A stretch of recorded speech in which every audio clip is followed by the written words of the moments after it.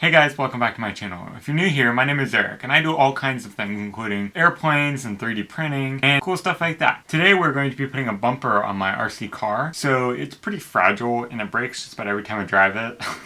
That sounds terrible, but it's the truth.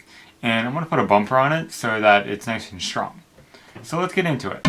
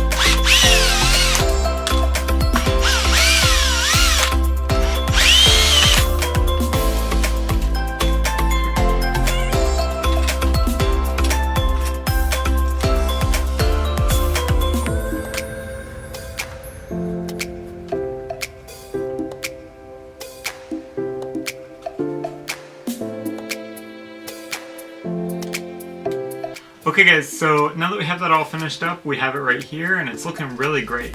I'm really loving how strong it is. I think it'll take quite the impact. And we might even be able to mount stuff to this in the future. So hit subscribe if you're not already, and maybe watch out for more stuff like that. Make sure you hit the notification bell so that you get notified when new videos come out. Thank you guys so much for watching. You guys are awesome. Have a great day. Bye. God bless.